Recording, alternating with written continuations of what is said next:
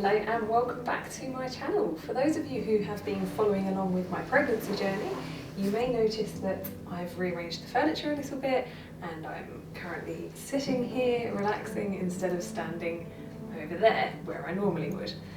This is probably going to be the last video that I film in this flat. I have found someone to rent my room and I'm going to be travelling in about 10 days. It's really exciting. Amber's decided to come and say hi. She's sat on a little chair over there in the corner. I'm also slightly off centre because I've decided for this Scotland video I'm going to talk you guys through it, what I recommend, what I don't recommend, and just put little clips up here for you to see the beauty of South Scotland. Now, for those of you who haven't seen me before, my name is Kim. I'm known over here as the travelling surrogate. I recently birthed a baby back in March, nearly 5 months ago, for a wonderful couple up near Manchester. So on the way back from Scotland we popped in and saw them. The baby is a huge bundle of joy. Yeah, he's massive. He's like 20 pounds now. He's more than double his birth weight and he is doing really, really well. It's my proudest achievement to date. Surrogacy absolutely rocks. I recommend it to everyone. It's my favourite subject. I love it when someone reaches out on Instagram and sends me a message saying they're thinking of being a surrogate. It's a really wonderful thing to do and it's a great community. Okay, so let's get into it about the Scotland trip. You know, the bits that I recommend, things that I don't necessarily recommend, the way we like to travel. It's kind of the way I like to travel because of my backpacking experience. I tend not to book anything in advance usually. I just turn up to where I'm going and then research things along the way, because sometimes you think you've got a rough plan in your head of what cities you want to go to and stuff like that, and then it just completely changes. We had to do it slightly differently this time because it's the summer holidays, because it's like post lockdowns, a lot of people are choosing to holiday in the UK. I kind of didn't want to risk being left stranded. We had originally said that we were going to go wild camping because you can camp anywhere in Scotland. There's only a couple of places like Loch Lomond where you need a permit, but most places you can just pitch up your tent wherever you want. The weather kind of put a spanner in the works though. There had been torrential rain and we were like, it's possibly a bit dangerous to go wild camping. If you end up pitching your tent somewhere a bit of away from your car, if your car gets waterlogged and no one knows you're there, yeah, it could have been pretty risky. So for the sake of spending £15 a night, £7.50 each, we booked a campsite for 4 nights, 2 different campsites, and we had showers and toilets and it was great. I'll start at the beginning. We left London on Friday afternoon.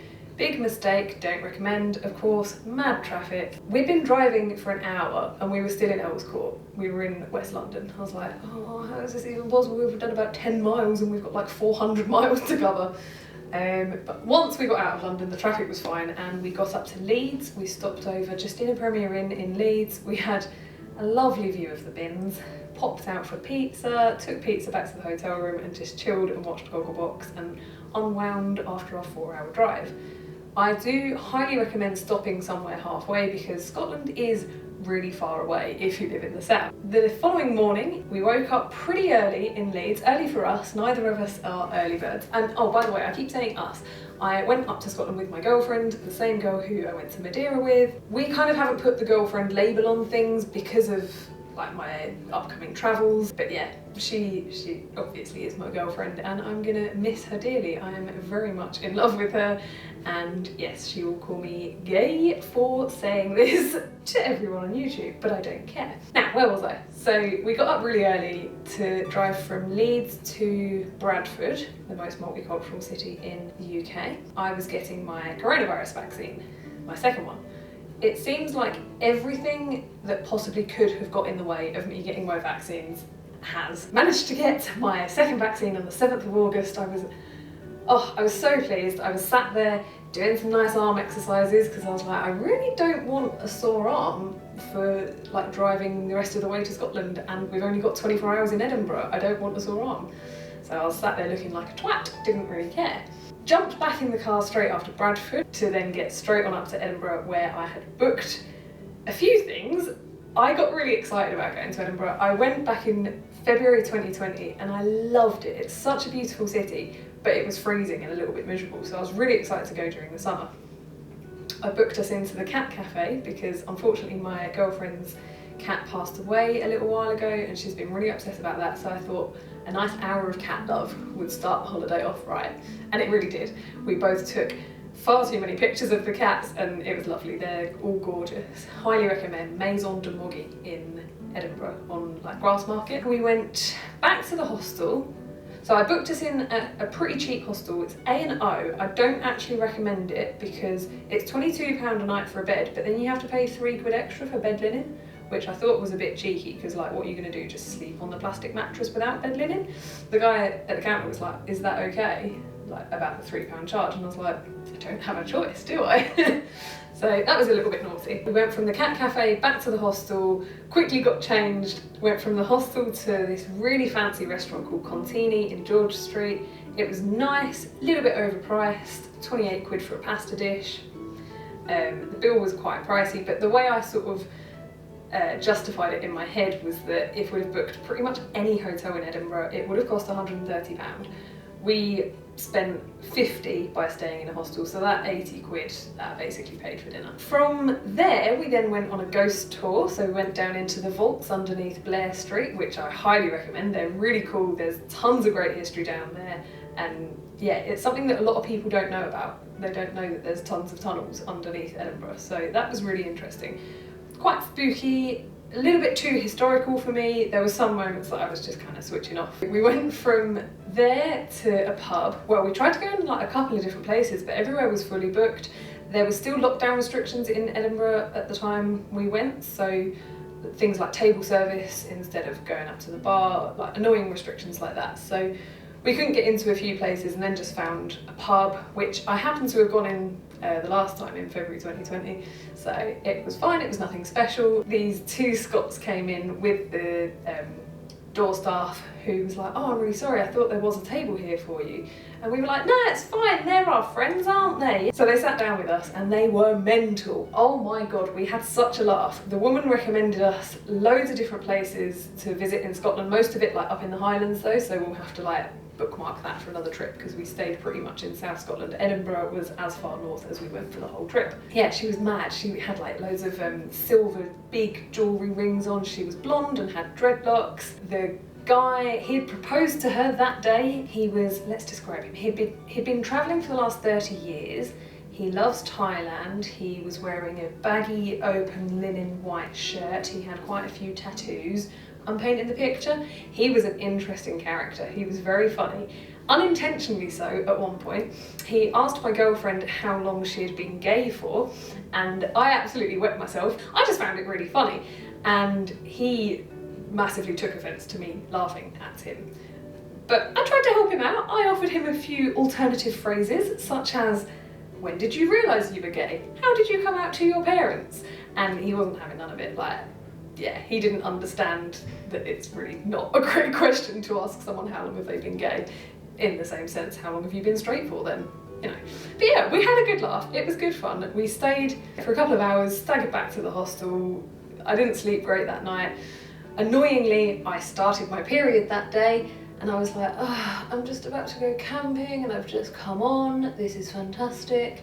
So it well and truly got me back into the swing of using my menstrual cup. Thinking of doing a complete video about using a menstrual cup because once you get the hang of it, they are brilliant. We then got up the next morning and drove over to a place called Auchinlek, which is near Ayr, about half an hour away from Ayr.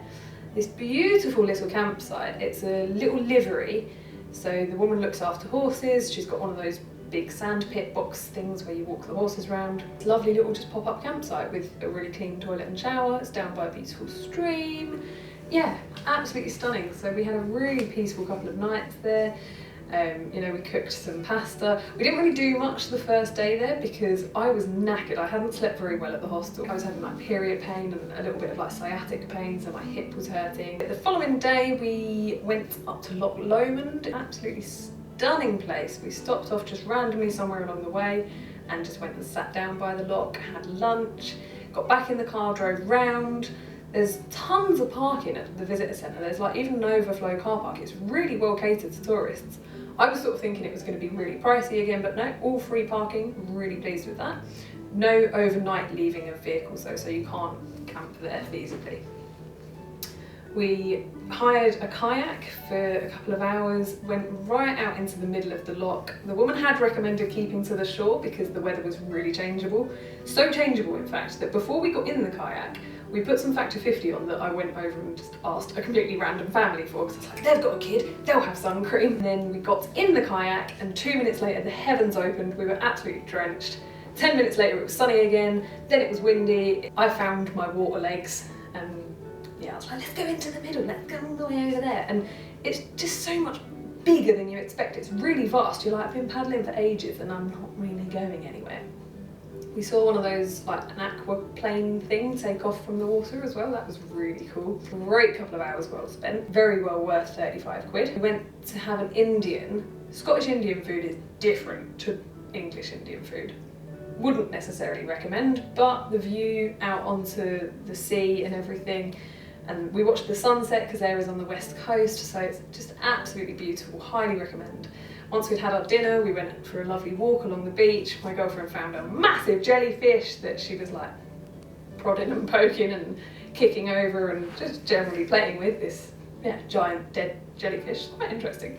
There were loads of like little sandworm holes and stuff. It was just, a really interesting and beautiful sunset. It was the kind of sunset that keeps on sunsetting. Every time you look at it, you're like, wow, it can't get any more beautiful than this, and then it does. We went to Glasgow the next morning, so we packed up the campsite, which was brilliant. It wasn't raining. We got really lucky with like pitching the tent and everything. We went to a great museum art gallery. It's really famous and the name of it has totally escaped me, so I'll plonk it up here. Really, really cool. What I liked the most was the little plates that are next to all of the art are really concise, and they, like, quite a few of them finish with a question. So as you're looking at it, you can like think about the question, which I found really, really cool. After that, we met up with one of my girlfriend's friends. We went for some Vietnamese food. There's quite a big Asian community in the West End of Glasgow. Because of the university, it attracts a lot of people from all over the world, which leads to really fantastic food. It was the most authentic banh mi, the beautiful French baguette Vietnamese style, that I've had outside of Vietnam. It was so tasty and really reasonably priced as well. Glasgow is much cheaper than Edinburgh. Then we went for a wander around the university grounds, which are stunningly beautiful, comparable to, like, you know, Oxford, Cambridge, that sort of building. We jumped on the subway. I did not know that Glasgow had a metro system. I was extremely excited, I cannot tell you, I love trains. We jumped on these cute little trains into central Glasgow to get a deep fried Mars bar, which was fantastic. Highly recommend them. Highly calorific, maybe only have one per year. They can't be good for your heart. Went into Tesco because I needed to buy a towel. Yeah, not very good. Hitchhiker's Guide to the Galaxy, forgot my towel. We went on to our second campsite down in Galloway Forest. My goodness, the drive was stunning. So we took the Air to Galway tourist route, which is just the most beautiful road. I don't think I've ever driven on such a beautiful road before. You do get quite a few twists and turns, and I do suffer from car sickness, so about 5 minutes out from the campsite, I had to ask my girlfriend to pull over. It's a theme. Whenever I know I'm really close is the point where I feel the most sick. So we jumped out and had a little look at Loch Lomond, found a beautiful spot for wild camping. It's a gorgeous loch, it's massive.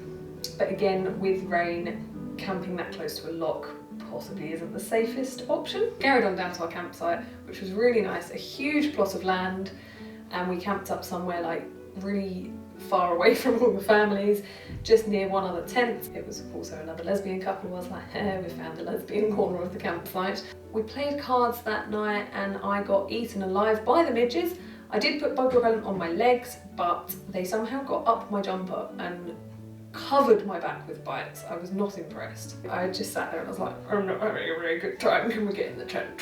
So we did. Passed a couple of hours. The following day, it did not stop raining for about 17 hours. We were being drizzled on pretty much constantly, and that was the one day we were like, yeah, let's go hiking. We wore our waterproofs pretty much constantly. Had a lovely hike through the forest, to be fair, and the rain had like brought loads of mushrooms up, so it was a great opportunity to take loads of pictures. But yeah, we ended up jumping in the car after just not even a couple of hours. I wouldn't even call it a hike, it was just a walk in the forest, but it was nice. Stopped off at a few of the other tourist attractions in Galloway Forest Park, the deer park, one of the lochs. It was dreary, it was very wet, it was very rainy, I can't even remember the name of it. But yeah, a lovely area to spend the day. I then found a 4.7 rated pub on Google. 4.7 is like my line for this is going to be really good. So we went there because we were like just sick of the rain at this point. I got a flight of third pints of local beers. We played cards, Monopoly Deal. Had a really nice time because they didn't serve food until 5:30. It was like 3:30 when we got there, so we were like, we'll just chill for a little bit. And then it got round to dinner time and they got really funny about like it being fully booked, and we were like, but we're literally here, we've been here waiting for your kitchen to open. I didn't know you would have to reserve, it's a pub. Oh no, we're not gonna get the fish and chips that we really wanted. So anyway, my girlfriend spoke to the staff and they sorted it all out, and it was hands down the best fish and chips I've ever had in my life. Oh, the mushy peas, I'm sure they were like triple cooked chips or something, they were so nice. The fish batter was thin, the fish was a local Scottish haddock. Oh, it was so good. Refer to my trusty planner. Best fish and chips ever. Oh, sunset at Rockcliffe. So we did do that night. That's interesting. Ah, so that's also the day that we went to Dumfries. See what I mean? We're like all over the place. We are busy bees. I don't go on holiday to sit down. So yeah, we drove then from, because the rain had stopped, it had completely cleared up by about 6 p.m. It was like, oh, finally, it's not drizzling. Great. So we jumped in the car, went over to Dumfries. Had a little look around the city. There's not a great deal going on in Dumfries. It's quite pretty down by the river. And then the sun was going down. I was like, I reckon it's going to be a really pretty sunset again. So I wanted to drive along like the little south coasty bit that gives you a view over to Cumbria.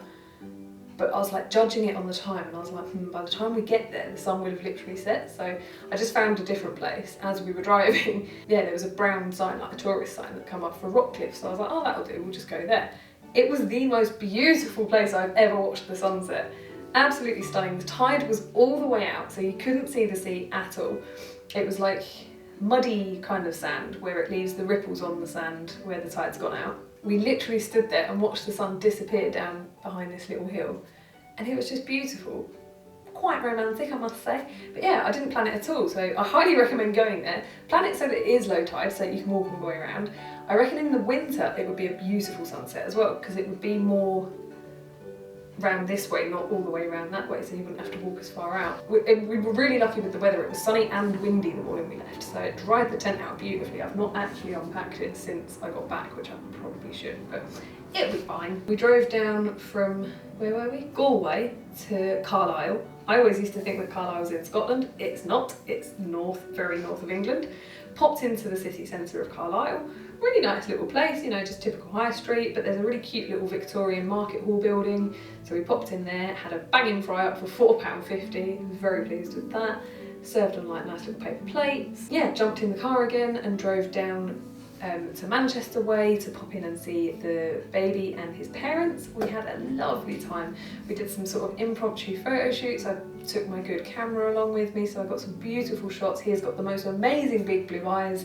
Him and his dad are the spitting image of each other. One of my friends said it's like he's a potato and he's just budded from his father, and it is so true. Like, it's, yeah, really beautiful. They're the most gorgeous family.